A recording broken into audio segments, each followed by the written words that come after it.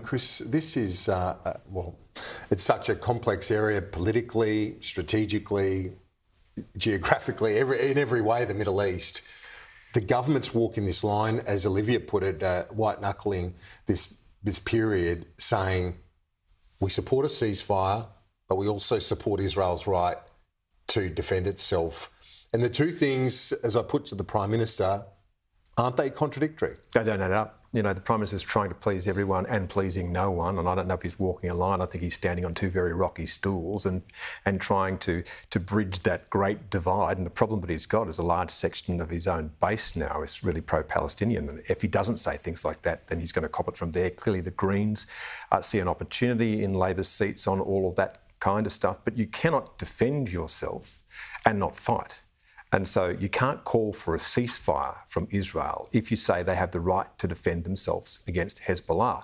The problem that Israel has is how far will it have to go in order to consider that it can defend itself? It has to create a buffer zone with Hezbollah. It means pushing them back from the border of Israel as far at least as the Litani River, which is 30 kilometres inland, and they will have to clear it all. They will have to send in troops. They can't do that with bombs, which means we're going to see images like we saw out of Gaza coming out of Lebanon, and they haven't finished the job in Gaza. And you've got, as I mentioned to Olivia, the government really squeezed on this issue from the left with the Greens, going hard as you like, abstaining from the condolence yesterday for Israel, and on the right, the coalition all in when it comes to Israel. The Prime Minister and the government hoping that the middle aren't really taking much notice.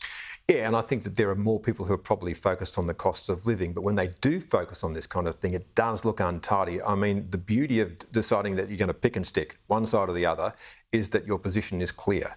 The problem that Anthony Albanese has is one of clarity.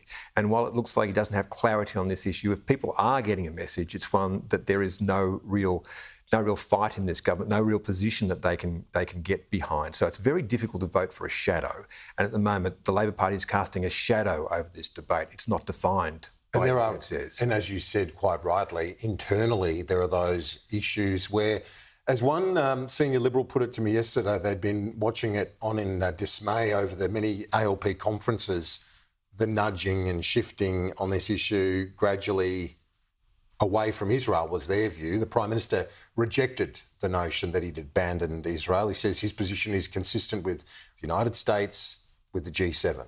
Well, look, you know, the position of the Labor Party over the course of as many Labor conferences you'd like to see is those who are defending Israel becoming a smaller and smaller group against those who are attacking it becoming a larger one, seeking motions. This was usually the fight that you get at a Labor Party conference over the wording of what they were going to say about Israel. And we've seen a walking back of Labor Party's position for a very long time now. I think the best example of that is someone like Bob Carr. Bob Carr begins his career as pro-US and pro-Israel. He's ending his career as pro-China and pro-Palestine. So that's an enormous distance to travel in a short time. Finally, the NBN bill today, a bill to ensure it's not privatised. Yes, a bill to ensure that something that's not likely to happen won't happen. And I guess that they see a kind of Save Medicare scare campaign in the lead up to the government. You can imagine in Tactics this morning or yesterday morning or wherever it was, Kieran, where they were saying, why don't we try and wedge the opposition on NBN, say that they might sell it. Well, I don't know that most people would care enough about NBN